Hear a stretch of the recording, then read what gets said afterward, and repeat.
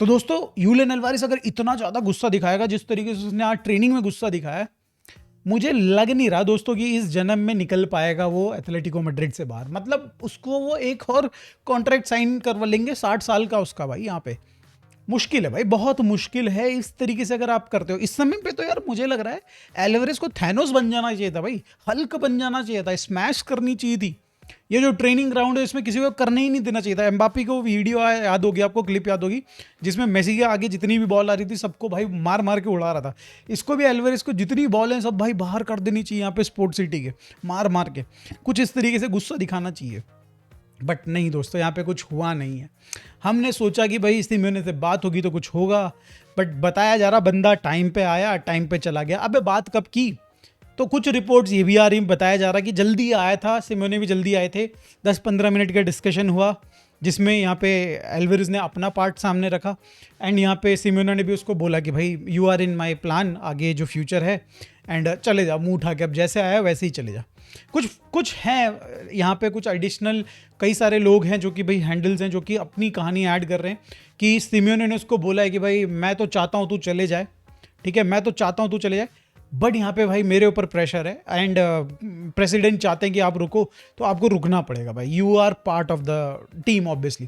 तो यहाँ पे देखो दोस्तों क्लियरली अभी कुछ भी जो क्लैरिटी, जो मीटिंग अगर हुई भी है, अगर हुई है तो there is no update related to that. अगर होगी तो डेफिनेटली भाई कुछ बड़ा ही होगा तो हम लोग भाई बात करेंगे उसके ऊपर लाइव के ऊपर। बट मैं कब से वेट कर रहा हूँ कि आज लाइव करेंगे, कल लाइव करेंगे, related to Rodri, related to Ferran Torres, related to Alvarez. यहाँ तो तीनों मैटर में अपनी गोटी फंसी पड़ी है दोस्तों, तीनों ही मैटर में गोटी फंसी पड़ी। बट चलो ठीक है, मूव ऑन करते हैं बारसा अपडेट्स की तरफ, जहाँ पे यहाँ पे भाई एक बहुत ही बड़ी मेजर अपडेट आ रही है। बताया जा रहा दोस्तों 6 लड़कों को, बारसा के 6 यंगस्टर्स को साइड कर दिया गया है। उनको टीम ट्रेनिंग जिस तरीके से कर रहे हैं बाकी सारे लोग, गावी, पेड्री एंड ये सारे गॉर्डन रफीनिया, ये सब लोग ट्रेनिंग कर रहे थे, इनसे एक्सक्लूड कर दिया गया है। क्यों करा गया है, पहले कौन है उनको देख लेते हैं दोस्तों। नाम है यहाँ पे Casado, Hector Fort, Tommy Marquez, Jofre Torrents and Toni Fernandez, Gi Fernandez उसका भाई। एडिशनली इसमें आप ऐड कर दो याकूब्स वैली को भी, एरून याकूब्स वैली को भी। 7 लड़के टोटल दोस्तों यहाँ पे ऑन द एग्जिट रैंप दिख रहे हैं। क्यों किया गया है? ऑब्वियसली यहाँ पे बारसा इनको बेचना चाहती है या फिर लोन पे भेजना चाहती है, बारसा रखना नहीं चाहती इनको अभी फिलहाल के लिए, क्योंकि ये सारी जो प्लेयर्स हैं ऑब्वियसली यहाँ पे जो आपकी बारसा एथलेटिक टीम है उससे ऊपर के लेवल के हो चुके हैं एंड यहाँ पे इनको चाहिए कि वो आगे किसी बड़े क्लब में जाएं, जहाँ पे मतलब ऑब्वियसली बड़ा club in the sense La Liga खेलता हुआ, इसी लेवल की लीग खेलता हुआ, या फिर भाई नीचे लेवल की, एक नीचे लेवल की सेकंड डिवीजन टीम के साथ कहीं भी चले जाएं। बट यहाँ बारसा में रुकने के लिए इनकी जगह नहीं है। तो इस वजह से एक रीज़न तो ये है। दूसरा रीज़न रोनी बारजी के साथ जो हुआ है, ACL इंजरी कंफर्म हो चुकी है दोस्तों, by the way, which is sad भाई। यहाँ पे 7 to 9 मंथ्स खत्म हो गए यहाँ पे रोनी बारजी के, 6-7 मंथ यहाँ पे रिकवरी के लगा लीजिए, 2-2.5 महीने उसकी भाई यहाँ पे प्रॉपर धीरे धीरे उसको इंट्रोड्यूस किया जाएगा ट्रेनिंग एंड ऑल मैचेस में। तो भाई यहाँ पे आप 9 महीने मान के चलोगे रोनी बारजी का football is over for the time being, ठीक है। तो यहाँ पे वो चीज़ दोहराना नहीं चाहते भाई कि अगर मान लो कसाडो को या फिर भाई टोमी मार्केज को, हेक्टर फोर्ड, ये जो 3-4 प्लेयर्स हैं जिनसे पैसे बन सकते हैं एक्चुअली, तो ये प्लेयर्स को कुछ हो जाए, दिक्कत हो जाए, तो इस वजह से बारसा ने इनको साइड किया। बट इनसे रिलेटेड दोस्तों अपडेट्स आ रही हैं। सबसे पहले टोरेंट से रिलेटेड अपडेट आ रही है कि भाई आईएक्स चाहती कि उसको फ्री में मिले। मतलब 5 मिलियन हम लोगों ने गेस किया था ना, गेस नहीं किया था, रिपोर्ट्स आ रही थी कि 5 मिलियन यहाँ पे बारसा को मिलेंगे एंड 50% यहाँ पे सेल ऑन क्लॉज भी मिलेगा। तो टोरेंट्स को दोस्तों ये बताया जा रहा है कि भाई आईएक्स को चाहिए कि फ्री में दे दो तो ले लेंगे हम लोग, वरना नहीं लेंगे। तो फ्री में तो भाई तुमको मिलेगा,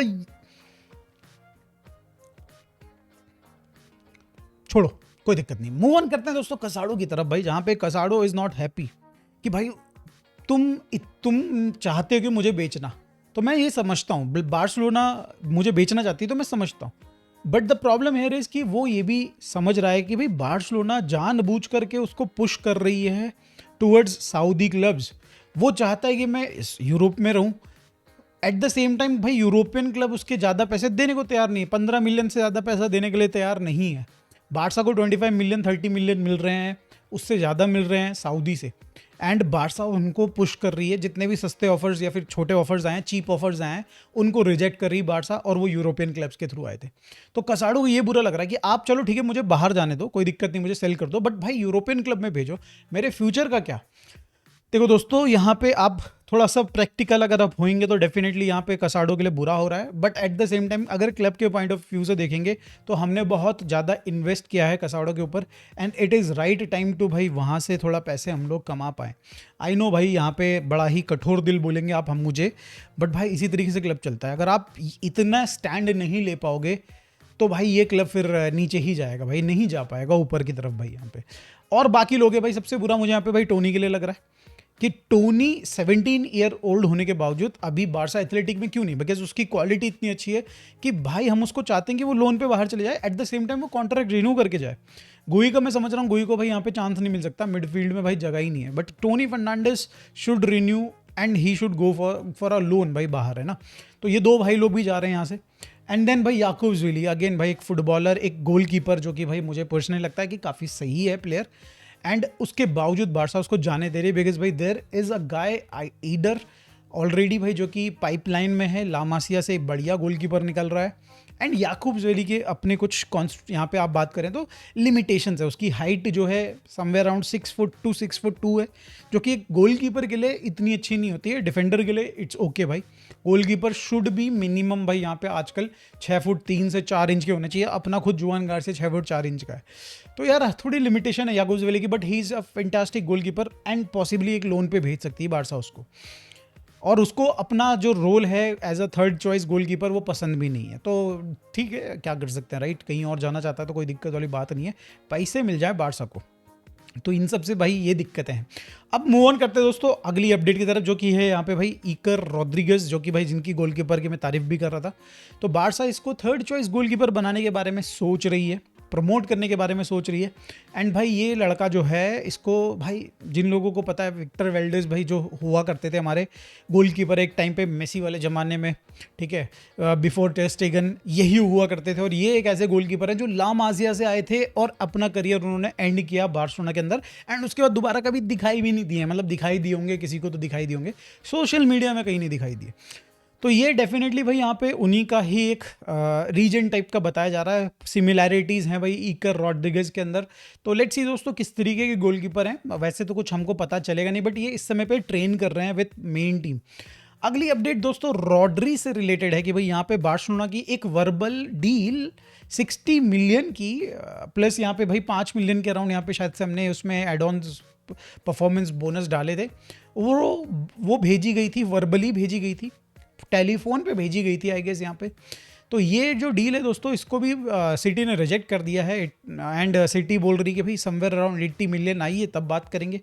तो देखो ये डील जो है रॉड्री वाली थोड़ी लंबी ज़रूर खिंच रही है, बट मुझे लग रहा है कि भाई 70 to 75 मिलियन में ये बात बन सकती है, बिकॉज भाई अगर आप ध्यान दें तो आपने वो जो स्टेटमेंट थी सिटी की कि भाई 60 to 80 मिलियन तक की हम लोग इवेल्युएट कर रहे हैं, मतलब सिटी की नहीं थी ऑब्वियसली, सिटी के यहाँ पे जो भी स्पोक्स पर्सन होते हैं या फिर भाई जो उनके होते नहीं, मीडिया जो होती है, पेड मीडिया होती है, उन्होंने ये बोला था कि 60 to 80 मिलियन इवेल्युएट कर रही है। तो मुझे लग रहा है कि बीच में अगर 70 मिलियन पड़ता है तो दोस्तों 70 million is the right amount जहाँ पे बारसा शायद से रॉड्री को डन कर सकती है, फिर 70 + 5 मिलियन का एक बोनस हम लोग यहाँ पे ऑफर कर सकते हैं, एंड इतने में डन हो सकता है। बट क्या दोस्तों आप बोलोगे कि 70 मिलियन भाई यहाँ पे सही रहेंगे रॉड्री के लिए 30 ईयर ओल्ड? तो मेरा जवाब होगा दोस्तों बिल्कुल डेफिनेटली, सोचना भी मत, 70-75 मिलियन इज़ कंप्लीटली फाइन भाई। एनीथिंग अबव 80 मिलियन थोड़ा सा सोचूंगा मैं, बट भाई मैं कतराऊंगा नहीं भाई, बिकॉज भाई एल्वारेज एंड रॉड्री ऐसे प्लेयर्स हैं जो आपकी टीम के लेवल को 2 से 3 लेवल ऊपर लेके जाते हैं। पर्टिकुलरली रॉड्री भाई अकेले अपने दम पे आपकी टीम का लेवल जो है उसको 1 से 1.5 लेवल ऊपर लेके जा रहा है। तो भाई मैं तो भाई खर्च करने के लिए तैयार हूँ रॉड्री के ऊपर 80 मिलियन तक भी, मतलब ऑब्वियसली 70 + 10 मिलियन अगर ज़रूरत पड़े तो एड ऑन्स में। तो ये मेरा स्टैंड है। वोल्टेमार्टे से रिलेटेड एक रिपोर्ट आ रही है कि बारसा उसको लोन पे लेना चाहती है। आई डोंट नो दोस्तों कितनी रिलायबल है, बट आई थिंक अगर न्यूकासल थोड़ा सा सटियाई हुई है एंड न्यूकासल अगर चाहती है रेलीगेट होना, तो दे विल डेफिनेटली सेल तो नहीं बोलूँगा, send Voldemort on loan to Barcelona. भाई मतलब पागल वगल होगी क्या? मतलब अगर आप मुझे खुद ही बताओ यार भाई, एक ऐसी टीम जिसका भाई सर ना पैर समझ में कुछ नहीं आ रहा है, क्या साइनिंग्स हो रही हैं क्या नहीं हो रही हैं भाई, बड़ी मुश्किल से फाइट आपने देखा स्पर्स ने भाई किसी तरीके से रहे वो भाई लीग के अंदर। न्यू कासल की हालत दोस्तों मुझे पर्सनली पिछले सीजन के टॉटनहम से बुरी लग रही है।